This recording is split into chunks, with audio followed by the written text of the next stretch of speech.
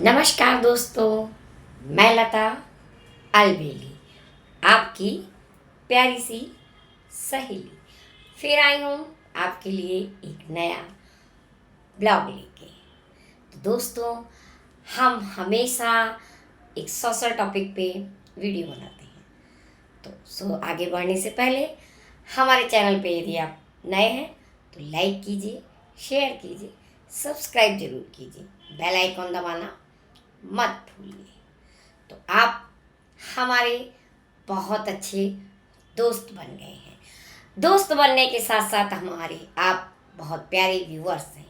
तो हमारे सारे व्यूअर्स को होली की एडवांस में शुभकामनाएं। आपने हमारा अभी वीडियो देखा, वुमेंस डे का, बहुत प्यार दिया आपने, ऐसे ही प्यार बरसाते रहिए। तो आज हम बात करेंगे होली की, होलिका दहन की। जो पुराने लोग हैं उनको तो पता है कि होली क्यों और किस लिए मनाई जाती है, लेकिन हमारे जो नए बच्चे आजकल यूट्यूब देख रहे हैं, बड़े हो रहे हैं, उन्हें वो बात नहीं समझ में आती। तो उनके लिए होली स्पेशल, होली क्यों मनाई जाती है। तो दोस्तों, जैसा कि आप सभी लोग जानते हैं कि होलिका दहन वाले दिन हम एक लकड़ी के झुंड में आग लगाते हैं। तो ये लकड़ी का झुंड किस चीज़ का प्रतीक है, आज हम आपको ये बताते हैं। बहुत पुराने ज़माने की बात है, पुराणों में वर्णित है कि हिरण्यकश्यप नाम का एक राक्षसों का राजा था। उसका घमंड इतना ज़्यादा बढ़ गया था कि उसने सोचा कि वो खुद को भगवान कहलाए। वो सबसे यही कहता था कि आप मुझे भगवान मानिए, मुझे प्रणाम करिए, मेरी पूजा करिए। लेकिन उसके घर में एक छोटा बालक था जिसका नाम था प्रहलाद। उसकी माँ थी क्यादो। वो खुद उसको भगवान नहीं मानता था। बड़ी अजीब बात थी। उसने कई बार उसको मरवाने की कोशिश की, लेकिन जितनी बार उसने मरवाया उतनी बार भक्त प्रहलाद को भगवान ने बचा लिया। एंड देन वो बहुत नाराज हुआ और उसी की एक प्यारी बहन थी होलिका। होलिका बहुत बड़ी तपस्विनी थी। एक बार उसने तपस्या करके अग्निदेव को प्रसन्न किया।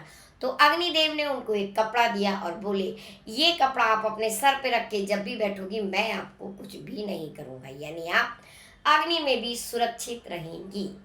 ये सुन के होलिका बहुत खुश हुई। उसने अपने भाई को सलाह दी, जैसा कि हर बहन देती है, लेकिन राक्षसों की बहन राक्षसनी ही सलाह देती है, इसीलिए कहा है बहन अच्छी होनी चाहिए। उन्होंने कहा कि भाई आप आग जलाओ, मैं इस कपड़े की वजह से बच जाऊंगी और भक्त प्रहलाद को मैं गोद में लेके बैठूंगी, वो वहाँ जल जाएगा। हिरण्यकश्यप ने ऐसा ही किया। होलिका के दिन उन लोगों ने एक झुंड बना के लकड़ी का गट्ठर रखा, बड़े बड़े, और उसमें होलिका उस कपड़े को लेके और प्रहलाद को लेके बैठ गए। प्रहलाद बेचारे बहुत छोटे थे, उन्हें ये समझ में नहीं आया, लेकिन वो बुआ के प्यार में इतने मोहित थे कि आराम से जाके बैठ गए, न चिल्लाए। उन्हें भगवान पे भरोसा था। जैसे ही आग लगी लोग इधर उधर भागने लगे। होलिका आराम से बैठी रही क्योंकि उसको पता था कि उसे कुछ नहीं होने वाला है। जब माता कयाधु को पता चला तो वो भी भाग के आई, लेकिन तब तक अग्नि बहुत ज़्यादा प्रचंड हो चुकी थी। किसी को कुछ दिखाई नहीं दे रहा था, सब लोग चिल्ला रहे थे। थोड़ी देर बाद जब आग शांत हुई तो पता चला वो कपड़ा उड़ के भक्त प्रहलाद के सिर पे पड़ा हुआ और भक्त प्रहलाद जिंदा बचे हुए हैं और होलिका उसी आग में जल के दफन हो गई। तो सच की जीत हुई, आसुरी शक्तियों का नाश हुआ। इसलिए हम होलिका दहन करते हैं। अक्सर आपने देखा होगा एक छोटा बबुआ आग में रखा जाता है, तो उसकी यही एक कहानी थी। ये एक पौराणिक कथा है दोस्तों। आज हमने इसलिए कहा कि आज के हमारे नए बच्चे जो हमारा नए यूट्यूब देख रहे हैं वो इन सब बातों को जरूर समझें। तो होली के दिन आप एक काम जरूर कीजिए, क्योंकि कहते हैं कि इस दिन किसान भी अपनी फसल काट के लाते हैं और गेहूं की बाली उस आग में जलाते हैं। तो एक उपाय छोटा सा, एक नारियल ले, गोला, जिसको नारियल गोला बोला जाता है, नारियल का खोल निकाल के गोला, सूखा गोला, उस पर सिंदूर और चावल छिड़क के बिना किसी को दिखे उस आग में जाके डाल आए और अपने मनोकामना जरूर कुबेर से करें। कुबेर प्रसन्न हो के आपकी तिजोरी माला माल कर देंगे। आप जरूर देखिएगा ये उपाय। बहुत चोरी से लाई हूँ अपने दोस्तों के लिए। आप उपाय करके देखिए और हमें कमेंट कीजिए जरूर से जरूर। तो ये थी भक्त प्रहलाद की एक पौराणिक कथा और आपको एक प्यारा सा उपाय है जिससे जरूर से जरूर आपकी तिजोरी धन से भर जाएगी। ये हमारा वादा है, आप करके देखिए।